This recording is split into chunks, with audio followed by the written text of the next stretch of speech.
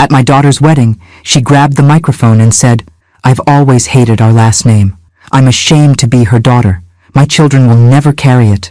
Everyone laughed, but she didn't know that name came from millionaires. That same week, I inherited $20 million.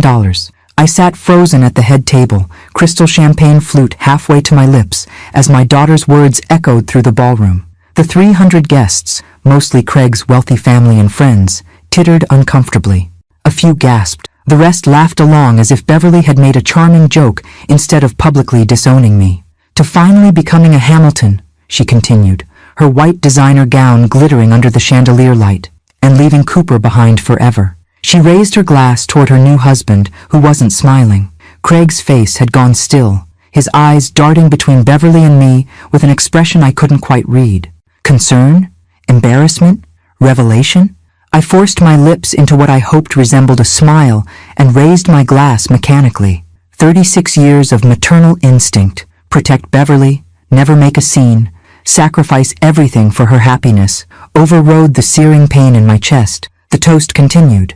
The moment passed. The wedding planner signaled for the band to start playing. But the wound remained raw and exposed, like a third-degree burn that hadn't yet begun to hurt because the nerve endings were too damaged to register pain. "Marion." A gentle hand touched my arm. Craig's mother, Elizabeth Hamilton, leaned toward me, her diamond earrings catching the light. "I'm so sorry. That was inappropriate." The kindness in her voice nearly broke my composure. I'd spent months worrying that the Hamiltons, with their hotel fortune and 5 generations of wealth, would look down on me, a single mother who'd worked as an administrative assistant her entire life. Instead, they'd welcomed me warmly, while my own daughter had just denounced me to curry favor with her new social circle. "Beverly's just excited about starting her new life," I said automatically, the same excuses I'd been making since she was a teenager, embarrassed by our modest home and my sensible car. Elizabeth's perfectly lined eyes narrowed slightly. "That's very gracious of you." The reception continued in a blur. I smiled for photographs. I thanked guests for coming. I pretended not to notice the pitying glances or hushed conversations that stopped when I approached. Through it all, Beverly floated through the ballroom in her designer gown, never once meeting my eyes. It wasn't until the early hours of the morning, alone in my hotel room, that I finally allowed myself to cry. Deep, wrenching sobs that came from somewhere beneath even the humiliation. This was grief, I realized. I was mourning the daughter I thought I'd raised, the values I thought I'd instilled, the relationship I thought we had. I'd gotten pregnant with Beverly at 17, terrified, abandoned by her father, but determined to create a good life for my child. My own parents had supported me completely, especially my father. Dad had worked double shifts as a mechanic to help me finish high school while caring for an infant. He'd watched Beverly so I could attend community college at night. He'd fixed my ancient car repeatedly so I could drive to the 2 jobs I worked to afford Beverly's dance lessons, school trips, and eventually college tuition. "Education and hard work," Dad always said. "Those are the only things no one can ever take from you, Marion." He died when Beverly was 12, a quiet, unassuming man who read voraciously despite having left school after 8th grade. Beverly had barely known him, already too preoccupied with trying to befriend the wealthy girls at the private school I'd sacrificed everything to afford for her. The morning after the wedding, I checked out early, avoiding the farewell brunch. I couldn't bear to see Beverly and Craig off on their 3-week Mediterranean honeymoon, not with her words still ringing in my ears. I drove home to my modest 2-bedroom bungalow, the home where I'd raised Beverly alone, working overtime to make the mortgage payments while putting every spare dollar into her education and opportunities. The home she'd been so eager to leave behind. The message light on my answering machine was blinking, probably wedding guests or relatives calling to check on me. I ignored it, too emotionally exhausted to speak to anyone. 3 days passed in a fog. I called in sick to work for the first time in 11 years. I ignored the phone. I moved through my empty house like a ghost, surrounded by photographs of a daughter who was ashamed of me. On the 4th day, the doorbell rang. I almost didn't answer, but something, perhaps years of responsible adulthood, pushed me to my feet. Julia Williams stood on my porch, elegant in her tailored suit despite the summer heat, briefcase in hand. We'd been best friends since 3rd grade. She'd held my hand during labor with Beverly, helped me study for night classes, celebrated every small victory of single motherhood with me, Now a successful attorney, she'd attended the wedding, but left early for a work emergency. "You look terrible," she said bluntly, pushing past me into the living room. "Thanks," I replied, closing the door behind her. "If you've come to check on me after Beverly's toast, I'm fine. I haven't been able to reach you for days." Julia set her briefcase on my coffee table. "And while we definitely need to discuss that horrific display of ingratitude from your daughter, that's not why I'm here." Something in her tone made me pause. Julia looked excited. Her eyes had a brightness I hadn't seen since we were teenagers planning our futures. "Marian, I've been trying to tell you something important." She unlatched her briefcase. "You know the investigation my firm has been conducting into unclaimed assets and investments? The one I mentioned last month?" I nodded vaguely, recalling something about her firm's project to locate overlooked investments and return them to rightful owners. "We found something." Julia pulled out a thick folder. "Your father's investments, to be precise." "My father? He was a mechanic. He never had money to invest." Julia smiled, sliding the folder across the table to me. "Apparently, he was also a quiet genius. In 1972, he purchased land on what was then the outskirts of the city, land that now sits directly in the path of the new tech corridor development." My hand trembled as I opened the folder, seeing photocopies of deeds and contracts in my father's neat handwriting. "There's more," Julia continued. "He also bought stock in a tiny startup computer company in 1976, 1,000 shares at $2 each. That company is now Valence Tech." My head snapped up. Even I knew Valence Tech, one of the world's largest technology corporations. "Marian," Julia said quietly, "your father left you just over $20 million. $20 million? The words felt foreign in my mouth, mathematical symbols rather than an actual sum of money that could belong to me. "That's impossible." Julia pulled more documents from her briefcase, bank statements, stock certificates, property assessments, spreading them across my coffee table like playing cards in a high-stakes game. "The land alone is worth $8.3 million with the new development plans," she explained, tapping a color-coded map. "The Valence Tech stock, adjusted for splits and dividends over 45 years, comes to approximately $11.7 million. There are also some smaller investments that total around $800,000. I stared at the papers, searching for some sign that this was an elaborate mistake. My father had fixed cars for a living. We'd lived in a small rental house my entire childhood. Mom had worked as a waitress until her arthritis became too painful. We'd never gone hungry, but luxury had been non-existent. Did my mother know about this? Julia shook her head. Based on the documentation, I don't believe so. Everything was in your father's name only, and he never touched any of it, not even when your mother needed expensive medical care before she passed. My best guess is that he viewed these as extremely long-term investments, possibly meant for future generations. Future generations. The irony hit me like a physical blow. Beverly, who had just publicly renounced her Cooper heritage, was the future generation my father had been thinking of when he invested his modest savings so carefully. Does anyone else know about this? Just my firm's asset research team, and they're bound by confidentiality. As your attorney of record, I was authorized to inform you directly. I rose from the couch, needing to move as thoughts raced through my mind. Through the living room window, I could see Mrs. Abernathy walking her dachshund past my slightly overgrown lawn. The same view I'd had for 26 years, the same ordinary life that Beverly had found so shameful. "The Cooper name she's so desperate to escape," I said quietly, "is worth $20 million. Julia watched me carefully. "What are you thinking, Marian?"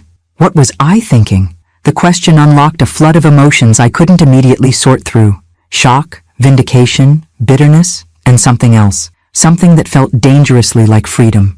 "I'm thinking about Barcelona," I said, surprising myself. Julia raised her eyebrows. "Barcelona? Remember in community college, that architecture course I loved? The professor showed slides of Gaudi's buildings, and I promised myself someday I'd see them in person. I remember. You were working double shifts at the hospital then, and Beverly got accepted to that elite summer dance program the same week. The deposit was due immediately." I shrugged. Barcelona got filed away with all my other someday dreams. Dreams I'd packed away, one by one, to create opportunities for Beverly. The architecture degree I'd abandoned for a reliable administrative job with better health insurance. The travel fund that became Beverly's private school tuition. The small pottery studio I'd hoped to open that instead financed Beverly's designer wardrobe when she insisted she was being ostracized for wearing poor people clothes. You could go to Barcelona tomorrow if you wanted, Julia pointed out. You could buy a house there. The possibility hovered in the air between us, almost too enormous to contemplate. Beverly and Craig won't return from their honeymoon for another 2.5 weeks, I said slowly, ideas beginning to crystallize. They're on that Mediterranean cruise his parents gave them. And I need time to think about what this means, what I want to do. I gestured at the documents spread across the table. All these years, I believed I was just a working-class single mom who got lucky with a healthy, smart child. Now I discover I'm a millionaire? You've been a millionaire for years, Julia corrected. You just didn't know it. I picked up a stock certificate with my father's name on it. Thomas James Cooper. A quiet, thoughtful man who read library books by the dozen and taught me to change my own oil. Who told me, when my high school boyfriend abandoned me after learning I was pregnant, that family stands by you when life gets hard? Beverly doesn't know yet, I said, the realization dawning fully. No one knows except you and me. Something must have shown in my expression because Julia leaned forward. Marion, whatever you're thinking, remember that legally this money is entirely yours. Your father left everything directly to you, not to Beverly. I know. I set the certificate down carefully. And for the first time in my life, I'm going to make a decision based solely on what I want. The next morning found me seated across from Mr. Phillips at First National Bank, opening new accounts and arranging for the transfer of my newly discovered assets. Julia accompanied me, expertly guiding the process to ensure everything was properly documented and secured. Mrs. Cooper, this is quite a substantial sum, Mr. Phillips remarked, clearly upgrading his treatment of me with each zero added to my net worth. We'd be happy to arrange a meeting with our wealth management team at your convenience. That would be fine, but not immediately, I replied. I have other plans for the next few weeks. Those plans crystallized as soon as I returned home. I booked a one-way ticket to Barcelona, departing in 3 days. I contacted a realtor to list my house, the home where I'd raised Beverly, the address she'd been embarrassed to give to friends. I spent the next 2 days sorting through 36 years of life. Most of it would go into storage, some would be donated. Very little seemed worth keeping, which was an enlightening realization in itself. The severance package from my job, where I'd worked for 17 years with only a single promotion, was processed with startling efficiency once I explained I was leaving effective immediately. On the third morning, as the taxi waited outside to take me to the airport, I composed a brief email to Beverly, scheduled to deliver 1 week after she returned from her honeymoon. Beverly, by the time you read this, I will be in Barcelona, beginning a journey I've postponed for far too long. The house has been sold. My phone number has changed. If you need to reach me, Julia has my contact information. At your wedding, you made your feelings about being a Cooper quite clear. What you didn't know was that the same week you rejected your heritage, I discovered your grandfather left me a substantial inheritance. The name you're so ashamed of comes with a legacy you never imagined. I've supported your choices for 36 years. Now I'm making my own. Mom, I didn't mention the exact amount. I didn't need to. Beverly had always been excellent at mathematical calculations, especially when money was involved. As the plane lifted off American soil, I felt something I hadn't experienced in decades, the weightlessness of possibility, unmarred by obligation. For the first time since I'd seen those 2 pink lines on a pregnancy test at 17, my future belonged entirely to me. Barcelona in June was everything I had imagined and more. The Mediterranean sun bathed Antoni Gaudi's masterpieces in a golden light that made the undulating stone facades seem almost alive. Standing before La Sagrada Familia on my 3rd day in the city, I felt tears well up, not just for the breathtaking beauty of the basilica, but for the simple fact that I was actually here, seeing it with my own eyes. Magnificent, isn't it? A woman about my age with silver-streaked dark hair smiled at me. Her accent was British. No matter how many photographs you've seen, nothing prepares you for the real thing. It's like he built a dream, I replied, wiping my eyes unapologetically. First time in Barcelona? First time anywhere, really, I admitted. I've waited my whole life for this. She introduced herself as Diana, a retired art professor from London who spent 3 months in Barcelona every summer. When she learned I was staying indefinitely with no fixed plans, She insisted on showing me her Barcelona, the small cafes where locals gathered, the hidden courtyards tourists often missed, the best times to visit popular sites to avoid crowds. After a week of Diana's expert guidance, I found myself sitting on the terrace of a small apartment I'd impulsively rented for 3 months, sipping local wine and watching the sunset paint the city in shades of amber. My phone, a new number, a fresh start, chimed with a message from Julia. Beverly got your email yesterday. She's called my office 4 times. Craig called once, separately. What do you want me to tell them? I considered the question carefully. In my old life, I would have immediately called Beverly, apologized for upsetting her, and provided detailed explanations to ease her concerns. That instinct, to soothe, to accommodate, to put her feelings first, was still there, a muscle memory developed over decades of maternal sacrifice. But something had shifted in me. The woman who had sat silently through public humiliation at her daughter's wedding was changing, not hardening exactly, but finding her own center of gravity. Tell Beverly I'm well, and will contact her when I'm ready. Tell Craig thank you for his concern. Julia's response came quickly. Will do. How's Barcelona? I sent her a photo of my view, the city lights beginning to twinkle as dusk settled, like waking up from a very long nap. The next morning, I enrolled in a 6-week architectural history course focused on Catalonian modernisme. My classmates were mostly college students on study abroad programs and retirees pursuing long-held interests. At 53, I fell somewhere in the middle, not pursuing a career, but not merely passing time either. I was discovering a hunger for knowledge that had lain dormant for years, buried beneath the daily pressures of earning a living and meeting Beverly's needs. Now, with financial security and no obligations to anyone but myself, my mind seemed to expand daily, absorbing information with an almost desperate eagerness. You have an excellent eye for structural detail, my professor commented after I presented an analysis of Casa Batlló. Have you studied architecture before? One community college course, 35 years ago, I replied. Then life happened. He nodded thoughtfully. Well, perhaps life is unhappening now, yes? Creating space for what was meant to be. His words stayed with me as I expanded my explorations beyond Barcelona. On weekends, I took train trips to nearby coastal towns, eating seafood at small restaurants where no one spoke English and I communicated through gestures and my steadily improving Spanish. I visited museums at my own pace, lingering for hours before paintings that moved me, skipping entire galleries that didn't. After one such day at the Picasso Museum, I returned to find 3 missed calls from an international number I didn't recognize. A voicemail notification appeared moments later.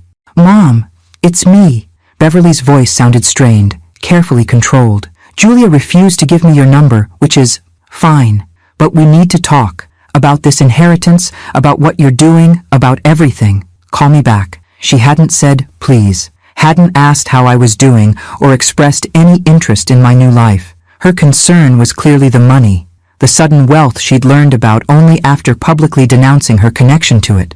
I didn't call back. Instead, I booked a 2-week painting workshop in the coastal town of Cadaqués, where Salvador Dalí had lived and worked. I'd never considered myself artistic, had never had the time or resources to explore that side of myself, but found unexpected joy in mixing colors and learning to capture light on canvas. You're a natural, the instructor told me, examining my seascape. The way you've caught the movement of the water, many technical skills can be taught, but that intuitive understanding is rare. I blushed at the praise. I'm just enjoying the process. The best artists always do. By August, Barcelona had become swelteringly hot and crowded with tourists. Following Diana's advice, I decided to explore northern Spain, renting a car and driving through the lush green landscapes of Asturias and Cantabria. In small villages nestled between mountains and sea, I hiked along ancient pilgrimage routes, sampled local cheeses and ciders, and practiced my increasingly confident Spanish with farmers and fishermen who seemed delighted by my interest in their way of life. In a seaside pension in Santander, I checked my email for the first time in 2 weeks and found a message from Craig, not Beverly. Marion, I hope this finds you well. I apologize for reaching out directly, but I wanted you to know that Beverly is struggling with your absence. While I cannot and will not excuse her behavior at our wedding, I believe she sincerely regrets her words, though pride makes that difficult for her to admit. On a personal note, I want to thank you for the grace you showed that evening. You raised a daughter with many wonderful qualities, and I see your influence in the best parts of her. No response necessary. Just know that when you're ready to reconnect, there are open hearts waiting. Respectfully, Craig. His message touched me more deeply than I expected. There was no mention of money, no subtle probing about the inheritance, just human connection, acknowledgement of hurt, and respect for my boundaries. Perhaps I had misjudged him, assuming his wealth made him as status-conscious as Beverly. That night, sitting on a small balcony overlooking the Bay of Biscay, I found myself reflecting on the woman I was becoming. 3 months away from my old life had changed me in ways I was only beginning to understand. I was more confident, more curious, more willing to take up space in the world without constant apology. Yet Craig's email had stirred something else, a reminder that healing wasn't just about geographical distance or newfound freedom.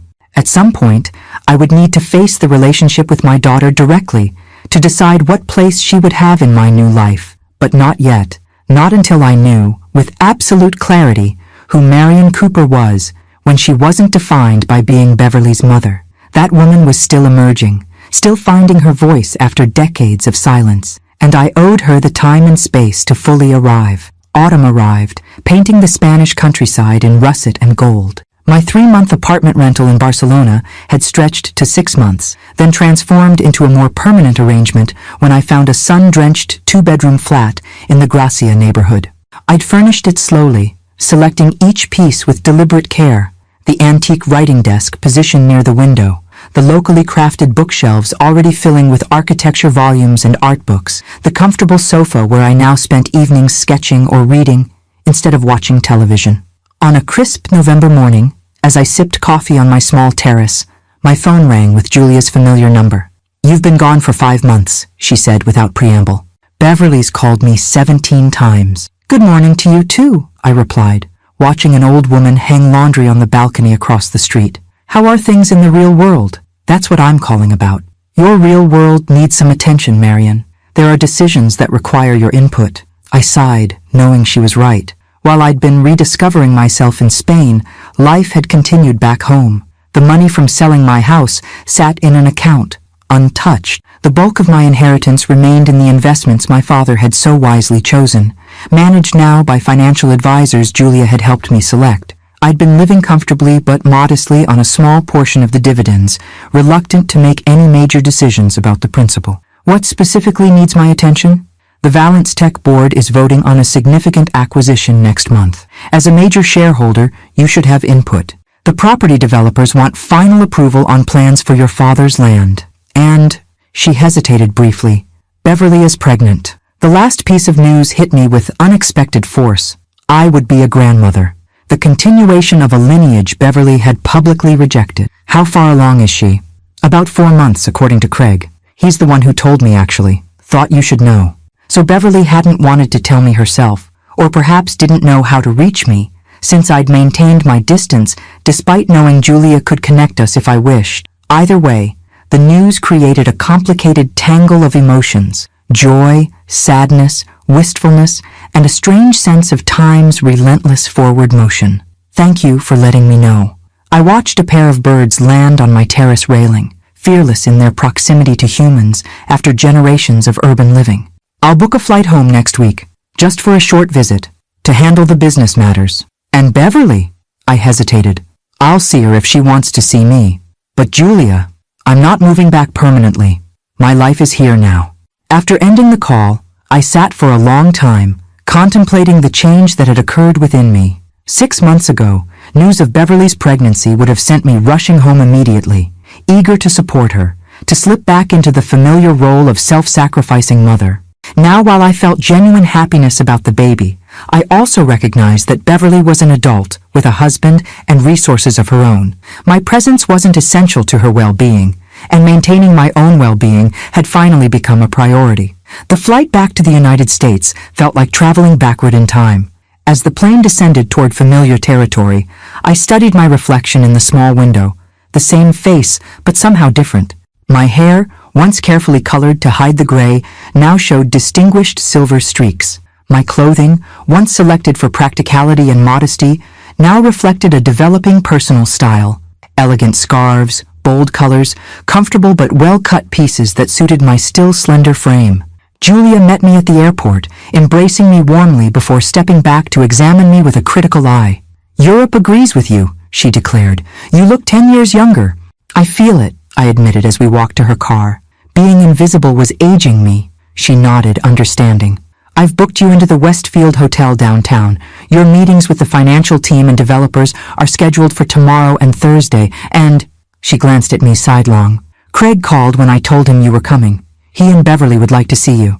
I took a deep breath. "Did he say why?" "Just that it's important to Beverly. She's been having a difficult pregnancy, nothing dangerous," she added quickly, seeing my alarm. "Just uncomfortable. Morning sickness, fatigue." I remembered those days all too well. 17, terrified, violently ill every morning before school.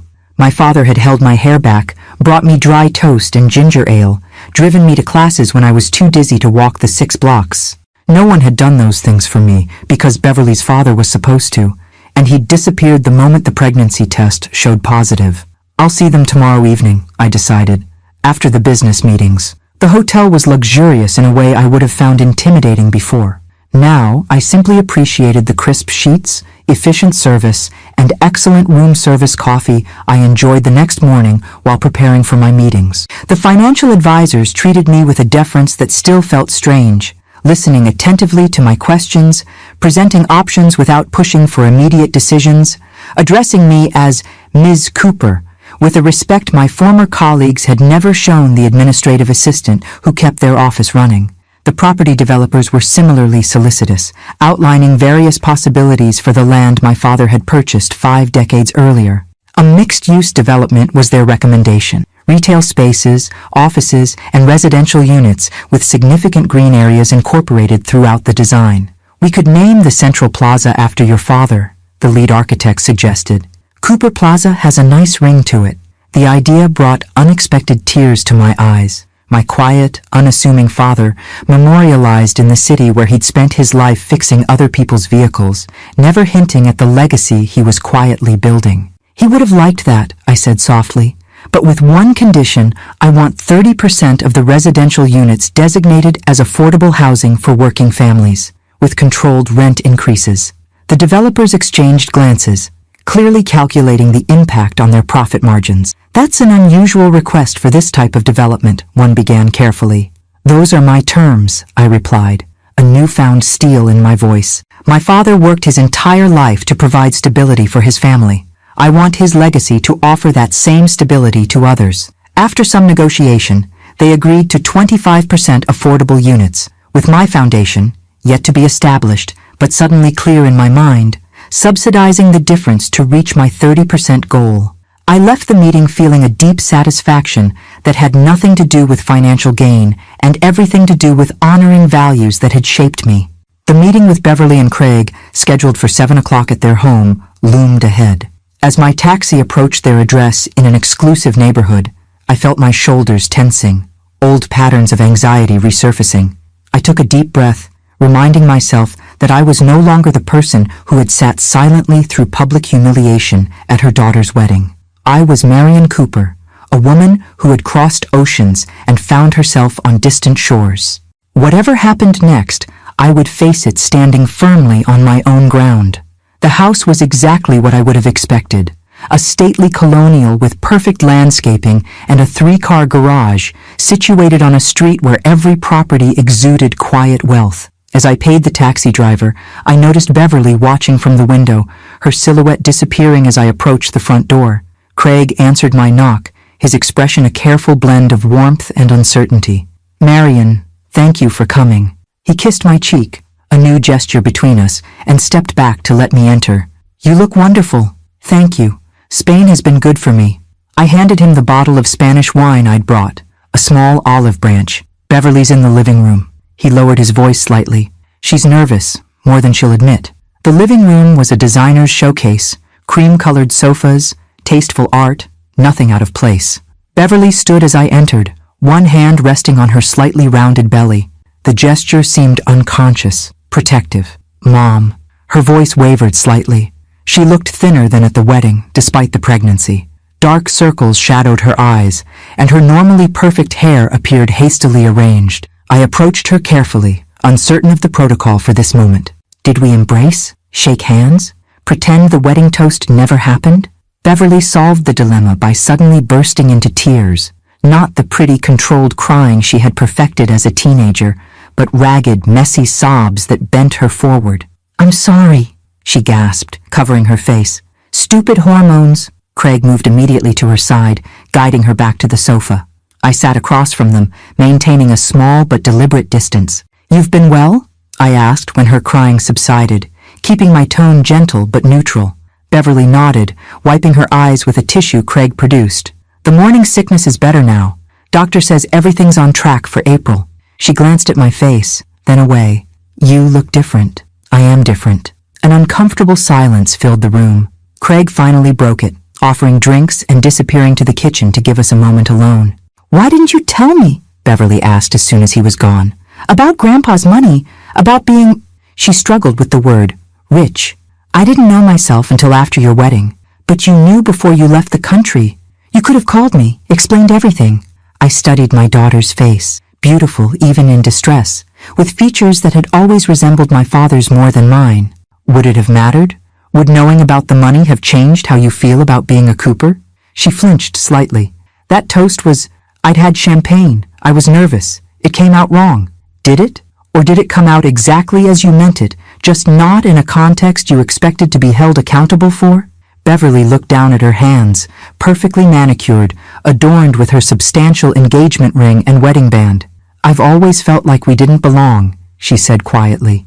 "Like we were always on the outside looking in at the life we should have had." "We had exactly the life we were meant to have," I replied. "One built on hard work, education, and the values your grandfather believed in. The grandfather I barely knew, the one who apparently was secretly a millionaire while we lived in a tiny house and I wore second-hand clothes to school."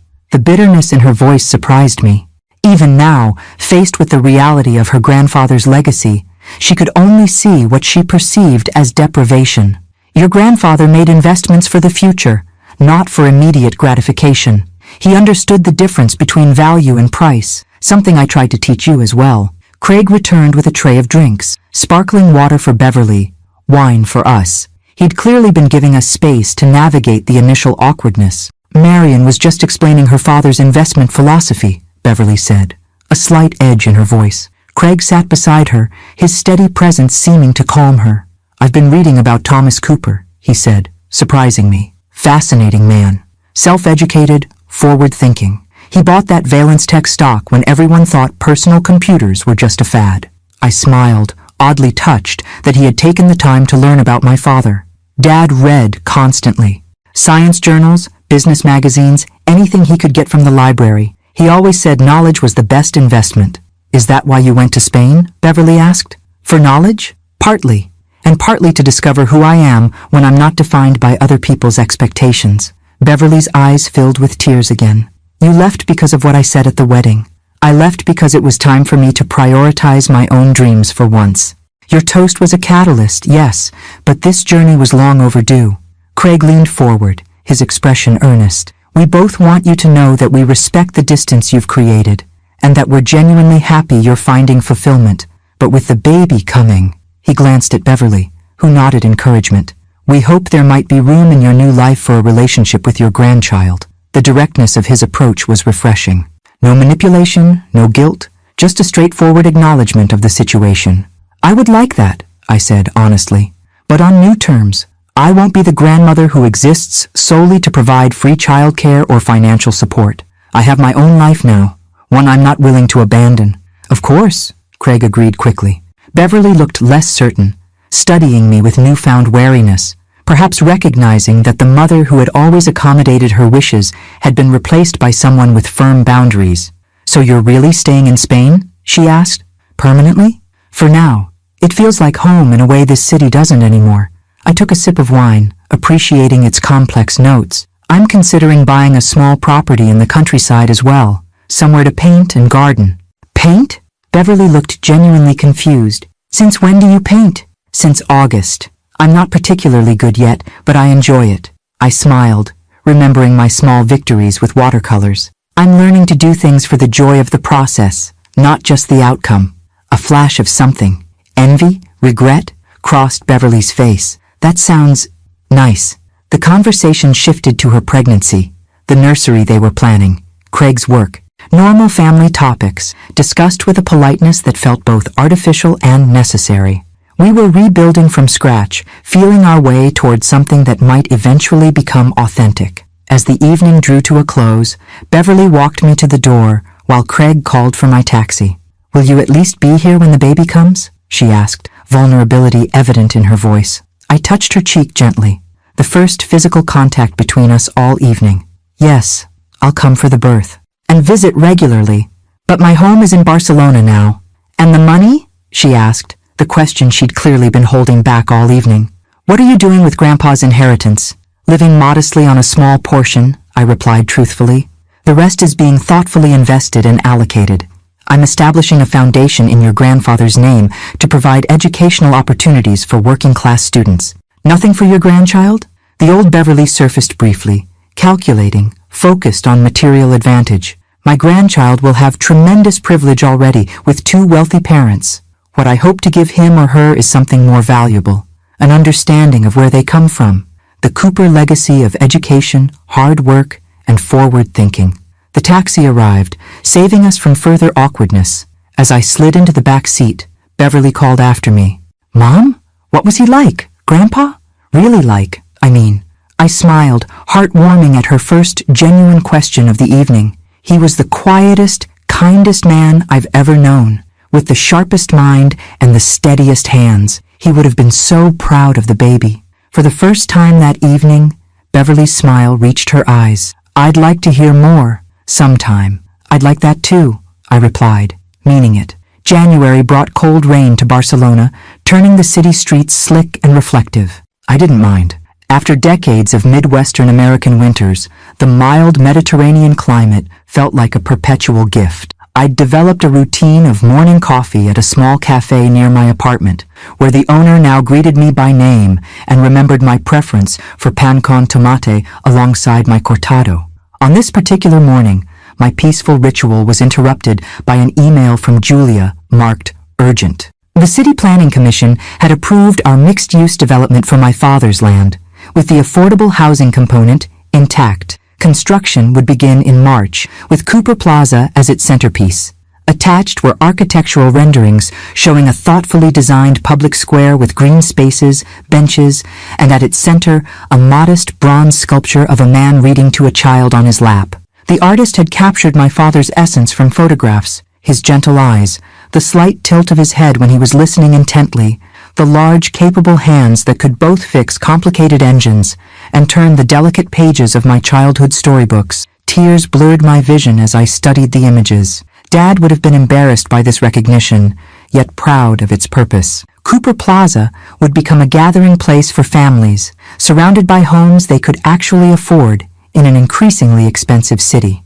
The second part of Julia's email contained the finalized structure for the Thomas Cooper Foundation. After months of planning with legal and financial advisors, we had created an organization that would provide educational grants to working-class students pursuing trades, technical training, or traditional college degrees. Special emphasis would be placed on single parents seeking education while raising children, an acknowledgement of my own journey and the support my father had provided. "The foundation needs a director," Julia had written, "someone with personal understanding of its mission and the financial acumen to steward resources responsibly. Consider it, Marion." I walked home through light rain, contemplating this unexpected fork in my path. For months, I'd focused on personal rediscovery, learning Spanish, studying architecture, developing my painting skills. The foundation would require returning to the States regularly, engaging with institutional partners, making decisions that would impact many lives. It would mean stepping back into the world I'd left behind, albeit in a very different role. At home, I found a package from Craig, a beautiful leather-bound journal with a note explaining that Beverly had entered her third trimester and they were beginning childbirth classes. The journal, he suggested, might be a place for me to record memories or wisdom I wanted to share with my grandchild. His thoughtfulness touched me. Since my visit in November, Craig had maintained regular contact through brief, respectful emails, updates about the pregnancy, questions about my life in Barcelona, never pushing for more connection than I was ready to give.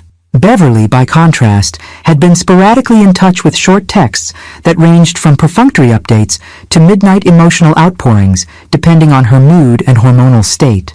I ran my fingers over the journal's soft leather, considering what I might want my grandchild to know. About their great-grandfather, certainly. About the value of patience and long-term thinking. About finding one's own path, even if it comes later in life. Perhaps directing the foundation would be part of the legacy I could describe in these pages. Not just the inheritance of wealth, but the inheritance of purpose. I called Julia that evening to discuss the directorship. I'd need to structure it differently than a traditional role, I explained. Barcelona remains my home base. I could spend 1 week each month in the States, with additional virtual involvement. That could work, Julia agreed. We'd need a strong day-to-day manager on the ground, but you could provide strategic direction and be the foundation's public face when needed. Public face? You know I've never been comfortable with attention. She laughed softly. The Marion Cooper who disappeared to Spain without warning and is now dictating terms for running a multi-million-dollar foundation seems quite comfortable making bold moves. Fair point, I conceded, smiling despite myself. After our call, I opened my laptop to research similar foundations, wanting to understand best practices before committing. An email notification appeared from Beverly with the subject line, Name Ideas. Mom, we had our 30-week appointment today. Everything looks perfect. We're finalizing name choices, and I wanted your input, since this will be your only grandchild. For a boy, James Craig Hamilton, after Craig's father. For a girl, Elizabeth Victoria Hamilton, after Craig's mother and my middle name. Let me know your thoughts. Beverly. I stared at the screen, absorbing the implications. No Cooper anywhere in either name option. Your only grandchild, stated as a fact, when Beverly was only 36 and could certainly have more children in the future. The message felt simultaneously like an olive branch, asking my opinion, and a reminder of my peripheral status in her new life. I considered various responses, from pointing out the Cooper omission to simply approving her choices. Neither felt right. After careful thought, I wrote, Beverly, thank you for including me in this decision. Both options are lovely, honoring Craig's family tradition. I'm curious, did your father-in-law or mother-in-law have middle names that might allow room for a Cooper connection as well? Your grandfather would be so proud to have his legacy continue in this new generation. Either way, I look forward to meeting this perfectly healthy little one in April. Love, Mom. I closed my laptop, not waiting for a response. The boundaries I'd established since leaving were still necessary, I realized. While our relationship was gradually healing, old patterns remained. Beverly's dismissal of her Cooper heritage, my instinct to accommodate rather than advocate for myself. The following morning brought another email from Julia. The Planning Commission had requested my presence at the groundbreaking ceremony for Cooper Plaza in March. The timing aligned perfectly with Beverly's due date in early April. I could attend the ceremony, meet with potential foundation staff, and be present for the birth of my grandchild.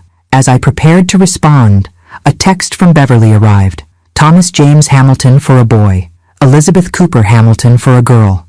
Craig suggested it. He says every legacy deserves respect. I smiled, feeling a surge of appreciation for my son-in-law's emotional intelligence. Perhaps Craig understood better than Beverly the importance of honoring where we come from, even as we forge our own paths forward. Beautiful choices, I texted back. Thank you. That evening, I began writing in the leather journal Craig had sent. To my grandchild, you come from a long line of quiet strength. Your great-grandfather Thomas Cooper was a man who understood that true wealth lies not in bank accounts, but in the seeds we plant for future harvests we may never see ourselves. The words flowed easily, stories and wisdom I wanted to preserve. When I finished the first entry, I felt a sense of continuity, that regardless of Beverly's complicated feelings about her heritage, something essential of the Cooper legacy would continue. I emailed Julia my acceptance of the foundation directorship with the conditions I'd outlined. Then I booked my flight back to the States for March, giving myself time to prepare Cooper Plaza's groundbreaking ceremony before Beverly's April due date. The path ahead would require balancing my newfound independence with reconnection to the world I'd left behind. But for the first time in my life, I felt confident in my ability to maintain boundaries while building bridges, to honor my father's legacy while continuing to create my own. March in my hometown felt colder than Barcelona, the lingering winter reluctant to release its grip. I arrived 10 days before the Cooper Plaza groundbreaking, settling into a suite at the Westfield Hotel that Julia had arranged as my temporary residence. The contrast between this luxurious accommodation and the modest home I'd occupied for decades struck me anew, not with bitterness, but with a profound appreciation for life's unexpected turns. My first meeting was with the architectural team finalizing details for Cooper Plaza. The lead architect, a thoughtful woman named Cassandra Lynn, walked me through material selections and landscaping plans with genuine enthusiasm. "We've incorporated elements that reflect your father's practical nature," she explained, showing me how the plaza's main pathways created an open book pattern when viewed from above. Durable materials, low-maintenance plantings, but with an elegance that elevates the everyday. Much like his investment approach. He would have appreciated that, I said, touched by how thoroughly they'd embraced the spirit of my father's legacy. Though he'd have questioned the cost of those benches, she laughed. Even high-quality investments require some initial capital. Later that afternoon, I met with Hannah Reed, the woman Julia had recommended as the foundation's day-to-day manager. Young but impressively credentialed, with experience in both education and nonprofit management, Hannah had the perfect background for translating my vision into actionable programs. "I grew up in a working-class family," she told me over coffee. "First in my family to attend college, working multiple jobs to make it happen. The mission of this foundation resonates deeply with me." "What would you do differently from other educational foundations?" I asked, watching her reaction carefully. She considered the question thoughtfully. "Most foundations focus on traditional 4-year college paths. I'd want to ensure we're equally supportive of trade certifications, associate degrees, and alternative education models. College isn't the only path to financial stability and fulfillment." By the end of our conversation, I was confident Hannah was the right person to implement the foundation's daily operations. With her local presence and my strategic oversight from Barcelona, we could create something meaningful together. That evening, I called Beverly to let her know I'd arrived in town. At 36 weeks pregnant, she sounded exhausted, but determined to maintain her usual control. "We finished the nursery," she informed me. "Designer did a woodland theme in gender-neutral colors. Craig's mother thinks it's too modern, but it's my decision." "I'm sure it's lovely," I replied, choosing not to engage with the implied mother-in-law drama. "How are you feeling physically?" "Huge, uncomfortable, ready for this to be over." Her voice softened slightly. Would you want to see the nursery before the baby comes?" The invitation surprised me. Since my November visit, Beverly had maintained careful boundaries around her home and personal space. This small opening felt significant. "I'd like that very much. Dinner tomorrow?" "Nothing fancy. Craig's grilling." "Perfect." The next evening, Craig welcomed me warmly to their home, his genuine pleasure at seeing me again evident in his broad smile and the way he guided me to the most comfortable chair with a solicitousness usually reserved for Beverly. "She's resting," he explained, handing me a glass of wine. "Doctor says her blood pressure's running a bit high. Nothing concerning yet, but they're monitoring it." I nodded, remembering my own pregnancy complications. "The last month is challenging, especially for someone used to controlling everything," Craig said with gentle affection. "Beverly's struggling with the physical limitations." Before I could respond, Beverly appeared in the doorway, one hand supporting her substantial belly. She wore leggings and an oversized sweater, a stark contrast to her usual polished appearance.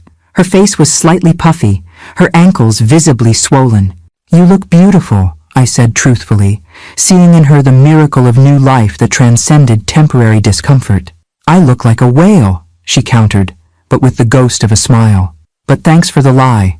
Dinner was surprisingly pleasant. Craig's excellent grilling, conversation that carefully avoided contentious topics, and Beverly more relaxed than I'd seen her in years. As we lingered over dessert, she mentioned the foundation. "Craig's colleague is on the board of a similar organization," she said, watching me with an expression I couldn't quite read. "He says it's impressive what you're putting together." "Thank you. It's still developing, but we've made good progress." "You never mentioned wanting to run a foundation before," she observed. "In fact, you always said you hated managing people at your admin job." "I hated managing people who undervalued my contributions." I corrected gently. This is different. It's creating something meaningful from scratch, with a team that shares the vision. Beverly absorbed this, then asked the question that perhaps had been on her mind for months. Why didn't Grandpa use any of that money while he was alive? We could have had a better house, better schools. You could have had help raising me instead of working all those extra hours. Craig tensed slightly, perhaps concerned this line of questioning would lead to conflict, but I welcomed Beverly's directness. It was the most honest conversation we'd had in years. Your grandfather believed in security over luxury, I explained. Those investments were his safety net for our family's future, a future he wasn't certain he'd live to see. I met Beverly's eyes directly. And I don't regret the life we had. Working hard gave me satisfaction. Our home was filled with love, if not expensive things. But didn't you want more? She pressed. Nicer clothes, vacations, the things my friends had? Sometimes, I admitted, but I valued independence more. The ability to support us on my own terms, without depending on anyone else's approval or assistance. Beverly fell silent, perhaps recognizing the implicit contrast with her own choices. Her careful cultivation of relationships with wealthy classmates, her strategic dating choices culminating in marriage to Craig, her persistent pursuit of external validation through status symbols. I'd like to show you the nursery, she said finally, changing the subject. Craig helped her up, and I followed them upstairs to a beautifully appointed room painted in soft greens and creams, with a mural of stylized trees covering one wall. It's perfect, I said, running my hand over the handcrafted wooden crib. So peaceful. Beverly opened a dresser drawer, removing something carefully folded in tissue paper. I wanted to show you this. She unwrapped a small, well-worn quilt with faded animal patterns. My breath caught in recognition. Beverly's own baby blanket, the one my mother had made during my pregnancy. You kept it, I whispered, unexpectedly moved. It's the only thing I have from Grandma. Beverly smoothed the fabric with surprising tenderness. I thought the baby should have it, whether it's a boy or girl, to know where they come from. The simple gesture, Beverly preserving this connection to her roots despite her complex feelings about her heritage, touched me deeply. Perhaps motherhood was already softening some of her harder edges, creating space for values beyond status and appearance. Your mother would be honored, I said, careful not to overstate the moment's significance. As Craig walked me out later that evening, he hesitated at the door. She's trying, Marion. In her own way. This pregnancy has made her think about what really matters. I know, I assured him. Small steps are still steps forward. I returned to my hotel with cautious optimism. The groundbreaking ceremony was 3 days away, Beverly's due date just 2 weeks after that. Something was shifting between us, not a complete reconciliation, but the beginning of a more authentic relationship built on who we were now, not just our complicated history. That night, I added another entry to the journal for my grandchild. Family legacies are complex treasures, not just the material inheritances that pass from one generation to the next, but the values, the stories, the quiet examples that shape us in ways we often don't recognize until we become parents ourselves. Your mother is discovering this now, as she prepares to meet you, and I am rediscovering it through new eyes, as I prepare to become your grandmother. The morning of the Cooper Plaza groundbreaking dawned clear and cold. I dressed carefully in a tailored navy suit, professional but not ostentatious, with a single piece of jewelry, my father's watch, which I'd had restored and sized to fit my smaller wrist. Its steady ticking against my skin felt like his presence accompanying me to this moment he'd made possible without ever knowing it. Julia met me in the hotel lobby, her expression both proud and protective. Ready for your public debut as a philanthropist? That sounds far grander than I feel, I admitted as we walked to her car. I'm just Dad's daughter, trying to honor his foresight. Sometimes the most meaningful philanthropy comes from exactly that place, honoring where we came from while creating something new. The construction site had been transformed for the ceremony. A small stage stood where the central plaza would eventually be built, facing rows of chairs occupied by city officials, business leaders, and media representatives. Large renderings displayed the completed project, with Cooper Plaza prominently featured at its heart. As Julia and I approached, I was surprised to see Craig in the front row, looking professional in a well-cut suit.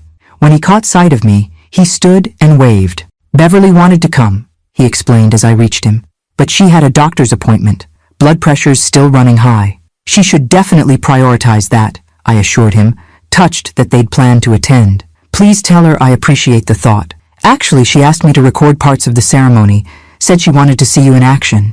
The idea of Beverly showing interest in this aspect of my life, so removed from the materialistic values she'd always prioritized, was unexpectedly moving. Before I could respond, the city's mayor approached, hand extended.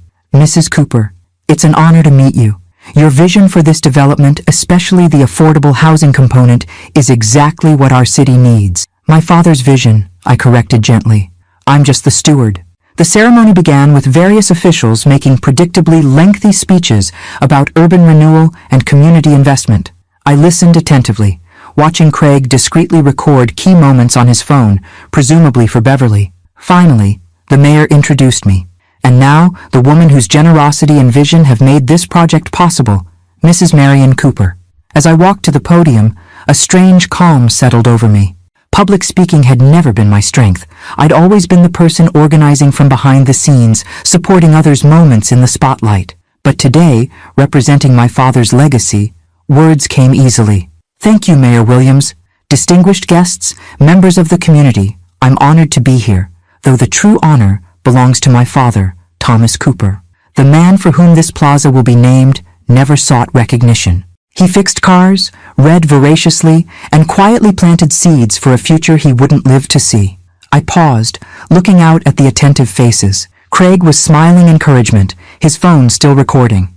My father believed that education, hard work, and forward thinking were the true foundations of wealth, not just financial wealth, but the richness of a life well lived. Cooper Plaza and the surrounding development will embody those values, creating spaces where families can live affordably, where children can play safely, where community can flourish. I continued, describing the Thomas Cooper Foundation's mission to support educational opportunities for working-class students, particularly single parents seeking to improve their families' futures through education and training. As I spoke, I noticed several reporters taking particular note, their pens moving rapidly across notepads. In closing, I'd like to share something my father often told me.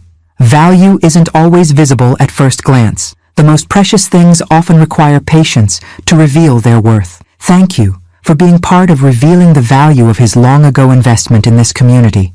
The applause was warm and genuine. After the ceremonial turning of dirt with gold-painted shovels, which would have made my practical father laugh, I found myself surrounded by well-wishers and reporters asking for interviews. Julia fielded most requests, scheduling a few for later in the week while protecting me from becoming overwhelmed. As the crowd began to disperse, Craig approached with his phone. Beverly's been watching the live stream I sent her. She's impressed. Is she? I couldn't help the note of surprise in my voice. Her exact words were, "Mom looks like she belongs up there, like she's been running foundations her whole life." Coming from Beverly, this was extraordinary praise. Thank you for sharing that. Craig hesitated, then said, "She's at the hospital. That doctor's appointment turned into an admission. Preeclampsia. They're monitoring her now, possibly inducing labor this evening if her numbers don't improve." "What? Why didn't you tell me immediately?" I asked, alarm replacing my earlier satisfaction. "Beverly made me promise not to tell you until after the ceremony. Said this was your moment, and she didn't want to ruin it." He smiled slightly. "That's progress, don't you think?" It was indeed a remarkable shift from the Beverly who had always demanded center stage. "Is she in danger? The baby?" "Doctor says they're being cautious, not panicked, but she'd like you to come, if you want to." "Of course I want to. Let me just tell Julia." 20 minutes later, we arrived at the hospital where 36 years earlier, I had given birth to Beverly myself, terrified, alone except for Julia holding my hand, uncertain about the future, but determined to give my child everything I could. Now Beverly occupied a private room in the maternity ward, monitoring equipment tracking her vital signs and the baby's steady heartbeat. Her face was puffy, her usually perfect hair pulled back in a messy ponytail, but her expression when I entered held none of her customary defensiveness. "Mom," she said simply. "You came." "Of course I came." I moved to her bedside, taking her hand. "How are you feeling?" "Scared," she admitted, a vulnerability I rarely saw in her. "They say preeclampsia can be dangerous, and the baby might come early." 36 weeks is nearly full term, I assured her. And medical care has advanced tremendously since I had you. She squeezed my hand surprisingly hard. I watched your speech on Craig's live stream. You were amazing. Thank you. I brushed a strand of hair from her forehead, a maternal gesture I hadn't used since she was a child. Your grandfather would have been proud of you too, you know, carrying his great-grandchild. A shadow of her old defensiveness crossed her face. Even after I rejected the Cooper name, said those awful things at the wedding? Even then, family is complicated, Beverly. We don't always understand the value of what we have until perspective shifts our vision. She was quiet for a moment, the only sounds the steady beeping of monitors and the muted hospital activities beyond her door. I think I get it now, she said finally. Why Grandpa invested that money instead of spending it. Why you worked so hard instead of looking for an easier path. Her free hand moved to her belly. It was never about the money itself. It was about creating security, building something lasting. Before I could respond, a doctor entered, a confident young woman who introduced herself as Dr. Patel. She reviewed Beverly's latest results with calm efficiency. Your blood pressure isn't stabilizing as we'd hoped. I recommend we move forward with inducing labor tonight. Beverly's hand tightened on mine. But it's 3 weeks early. Baby is developed enough that the risks of continuing the pregnancy now outweigh the benefits of waiting, Dr. Patel explained, especially with your blood pressure continuing to rise. After the doctor left to make preparations, Beverly looked at me with uncharacteristic vulnerability. Will you stay? During the delivery? The request stunned me. Throughout her adult life, Beverly had maintained careful distance from needing me, from acknowledging any dependence on maternal support. If that's what you want, of course I'll stay. It is. She attempted a smile. Turns out becoming a mother makes you want your own mother nearby, even when you've been... She hesitated. Difficult. I'll be right here, I promised, settling into the chair beside her bed as nurses began preparing for the induction. For as long as you need me. Labor progressed slowly through the night. Beverly, who had always prided herself on controlling every aspect of her life, struggled visibly with surrendering to this fundamentally uncontrollable process. Each contraction seemed to challenge not just her physical endurance, but her entire worldview. I had a plan, she said between pains, frustration evident in her voice. Natural birth, but with an epidural at exactly the right moment, not 3 weeks early with medical intervention. I dampened a cloth and wiped her forehead gently. Babies rarely follow our carefully constructed plans. Did I follow yours? She asked, genuine curiosity momentarily overriding discomfort. Not remotely, I smiled.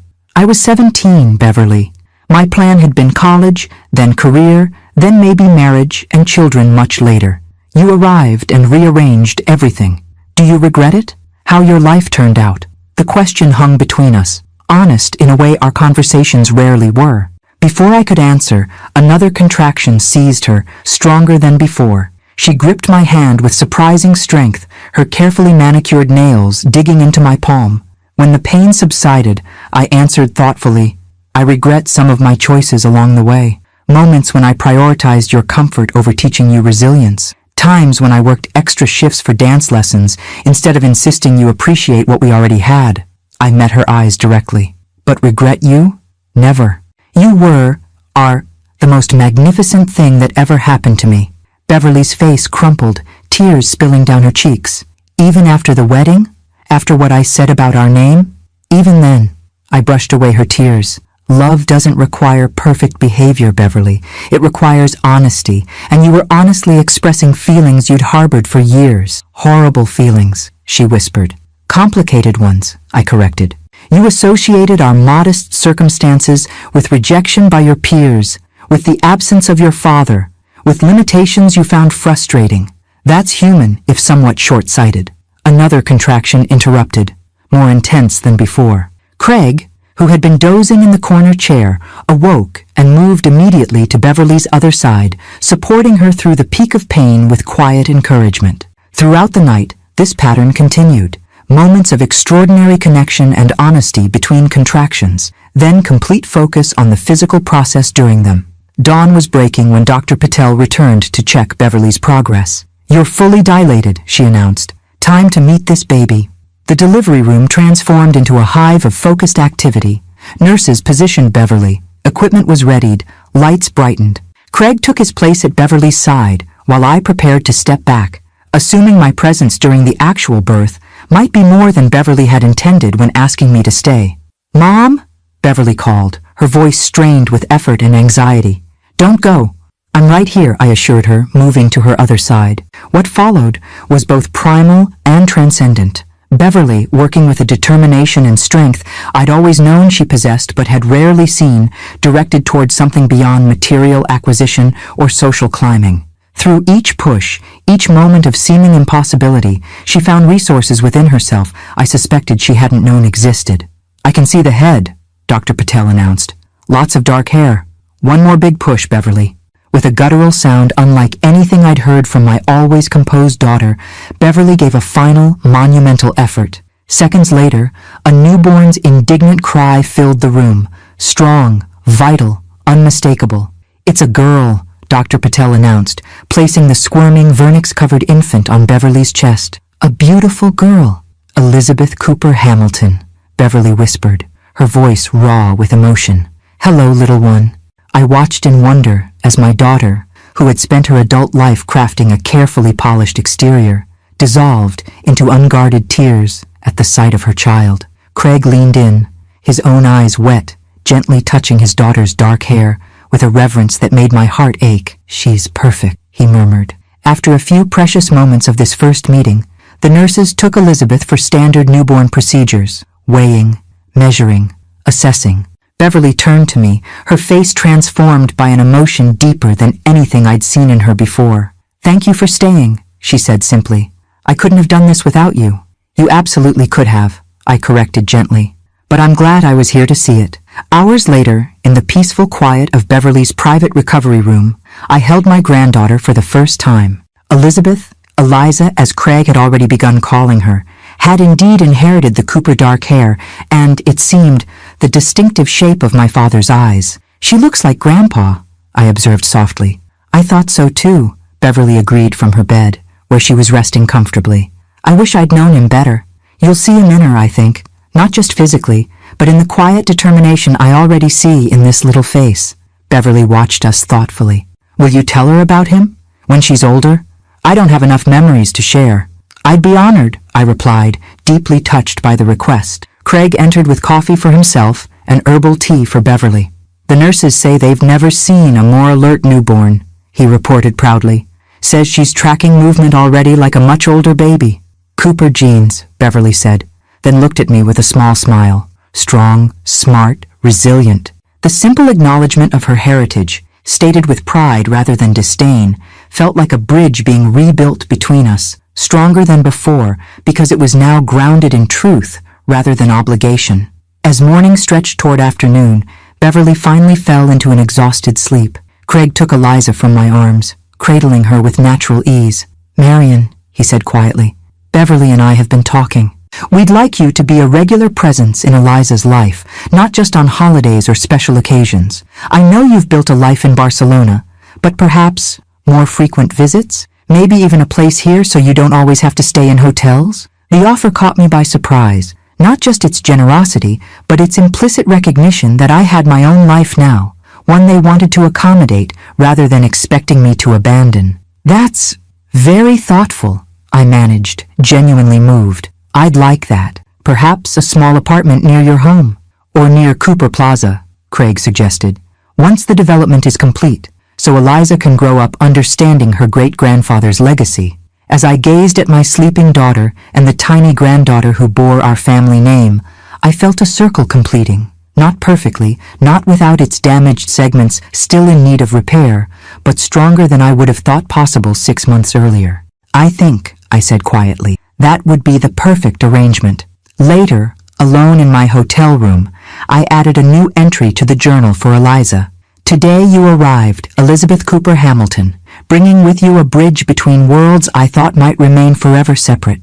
Your very existence has created new possibilities for healing, for understanding, for continuity. You carry not just a name but a legacy of quiet strength, foresight, and resilience. Welcome to our imperfect, evolving, precious family." 1 year later, I stood on the balcony of my new apartment overlooking Cooper Plaza. The development had been completed with remarkable efficiency. transforming what had once been neglected land into a vibrant community space. From my vantage point, I could see children playing around the central fountain, office workers enjoying lunch on benches beneath flowering trees, and residents of the affordable housing units coming and going with the comfortable familiarity of people who feel at home in their surroundings. The bronze sculpture of my father reading to a child had become a popular meeting spot, with people often saying, "I'll see you at the reader," without even knowing the significance of the figure they were referencing. Dad would have appreciated that quiet integration into daily life far more than any grandiose monument. My own life had found a similar balance, not grandiose, but purposeful and pleasantly divided between two worlds. 8 months of the year in Barcelona, where I continued my architecture studies and had begun showing my paintings in a small local gallery. 4 months in this apartment near Cooper Plaza, where I directed foundation activities and, more importantly, maintained a regular presence in my granddaughter's life. The doorbell rang, interrupting my reflections. Through the peephole, I saw Beverly with Eliza in her arms, looking uncharacteristically casual in jeans and a simple blouse. "We're early," she announced as I opened the door. "Craig got called in for an emergency client meeting, so it's just us for lunch." "Perfect," I replied, reaching for Eliza, who lunged toward me with a delighted squeal. At 14 months, she was a whirlwind of energy and determination, already walking confidently and attempting to communicate everything she observed in an elaborate combination of words and gestures. "Gamma," she proclaimed, patting my cheek with a slightly sticky hand. "She had a banana in the car," Beverly explained, setting the diaper bag down. "Fair warning, she's been asking for Paza all morning. I think she wants to see the fountain after lunch." "The plaza it is," I agreed, settling Eliza on my hip. "I made that pasta salad she liked last time." Beverly followed me to the kitchen, where she automatically began setting the table while I secured Eliza in her high chair. This easy domesticity between us was still new enough to feel remarkable, a rhythm we'd never established when she was growing up, when every interaction had been colored by her ambition to escape our modest circumstances and my determination to provide opportunities I'd never had. "The foundation selected its first cohort of scholarship recipients," I mentioned, as we sat down to eat. 20 single parents pursuing everything from nursing degrees to electrician certifications. "That's wonderful," Beverly said, expertly cutting pasta into tiny pieces for Eliza. "Will there be some kind of ceremony?" "A small reception next week. Nothing elaborate. These are people with jobs and children and limited time. But we wanted to mark the occasion." Beverly nodded thoughtfully. "I'd like to attend if that's okay. Maybe help with something?" The offer surprised me.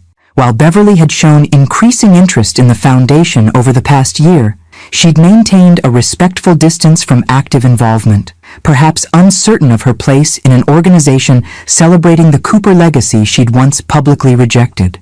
"We'd love to have you there," I said carefully. "Any particular reason for the interest?" She concentrated on helping Eliza capture a slippery piece of pasta before answering. "I've been thinking a lot about going back to work. Not to my old job in marketing. That feels empty now." She glanced at Eliza. "Being a mother changed my priorities, but I still want to do something meaningful." "And the foundation interests you?" "The educational aspect does." She met my eyes directly. "I was thinking about establishing a specific scholarship program within the foundation for young single mothers, like you were, with my own funds." I set down my fork, genuinely stunned by this proposal. "That would be remarkable, Beverly." "It's not entirely altruistic," she admitted with unexpected candor. "I've been thinking about redemption lately. How to make amends for the horrible things I said about our name, our heritage. This feels like a way to honor what you and Grandpa built, while contributing something of my own." The distance we'd traveled in 1 year felt suddenly immeasurable. From Beverly's wedding toast denouncing her Cooper heritage to this moment, her proposing to invest her own resources in perpetuating that same legacy, represented a transformation I wouldn't have dared hope for. "I think that's a perfect idea," I said finally. "Hannah, our director, can help structure it however you envision." After lunch, we walked to the plaza as promised, Eliza between us holding both our hands and occasionally demanding to be swung forward with delighted shrieks. The late April sunshine warmed the air, bringing people outdoors to enjoy the welcoming public space. As we approached the fountain, Eliza broke free, toddling toward the bronze sculpture with surprising speed for her short legs. Beverly and I followed, exchanging amused glances at her determination. "Gamma book," Eliza declared, pointing up at the bronze reader. "That's right, sweetie." "That's your great-grandfather reading a book," I explained, though she was far too young to understand the significance. Beverly studied the sculpture with new interest. "It really does capture him, from the photos I've seen. That gentle focus. The artist used pictures from when I was about 5, I explained. Dad would read to me every night, no matter how tired he was from working at the garage. We sat on a bench facing the fountain, Eliza happily occupied with watching the water patterns change. Beverly seemed unusually contemplative, observing the diverse mix of people enjoying the plaza, business professionals, young families from the affordable housing units, elderly residents who came daily to sit in the sunshine. "I've been thinking about what you said last year," she said finally. "During labor, when I asked if you regretted how your life turned out. I remember. You said you regretted prioritizing my comfort over teaching resilience, giving me things instead of perspective." She watched Eliza, who had found a small leaf to examine with intense concentration. "I don't want to make the same mistakes with her. I don't want her growing up thinking her value comes from what she owns or who she knows. The fact that you're aware of that danger puts you ahead already," I observed. "Parenting is largely trial and error, Beverly. We all make mistakes. The key is being willing to adjust course when we recognize them. Like you did when you moved to Barcelona?" She smiled slightly. "That was quite an adjustment. It was the adjustment I needed to make, to discover who Marion Cooper was, beyond being your mother or David's administrative assistant." "And who is she?" Beverly asked, genuine curiosity in her voice. "Who are you now, Mom?" I considered the question thoughtfully. "I'm a woman who loves architecture and painting, who speaks mediocre Spanish but tries anyway, who runs a foundation honoring her father's legacy while creating her own, who is rediscovering her relationship with her daughter while building one with her granddaughter." I smiled at Eliza, who had returned to show us her leaf discovery. "I'm still becoming, I think." "We all are." Beverly nodded, helping Eliza climb onto the bench between us. "I used to think growing up meant reaching some fixed destination, having the right job, house, husband, status, but watching Eliza change every day makes me realize we're all constantly evolving, or should be. That's wisdom many people never acquire," I said softly. As afternoon stretched toward evening, we walked back to my apartment, Eliza eventually tiring enough to request being carried. Beverly gathered her up without complaint, another change from the woman who had once worried about designer clothes being wrinkled. At my door, Beverly hesitated before leaving. "Craig and I have been talking about having another baby, maybe later this year." "That's wonderful," I said, genuinely pleased. "Eliza would be a wonderful big sister.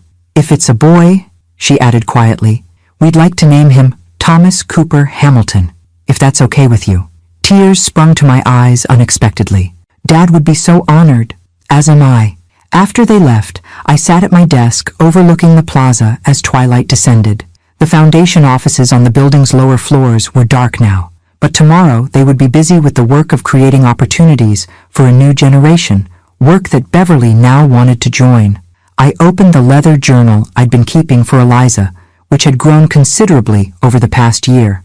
On a fresh page, I wrote, "Today, your mother spoke of redemption and legacy, of learning from mistakes and evolving beyond them. This perhaps is the greatest wealth your great-grandfather left us, not the financial resources that created this plaza and our foundation, but the example of quiet growth, of planting seeds with patience, of valuing substance over appearance. You, sweet Eliza, will inherit not just the Cooper name, but this evolving legacy of thoughtfulness, resilience, and authenticity. And if the brother your parents are considering joins our family, he will carry your great-grandfather's name forward into yet another generation. What began with rejection, that painful wedding toast where your mother denounced her heritage, has transformed into something none of us could have imagined. A family reconnected not through obligation, but through genuine understanding and respect for the legacy we share. Some inheritances are measured in dollars. Others, far more valuable, are measured in wisdom, in perspective, in the courage to acknowledge mistakes and grow beyond them. You, Elizabeth Cooper Hamilton, are the living embodiment of that more precious inheritance, and watching you grow into it is the greatest joy of my unexpected second act.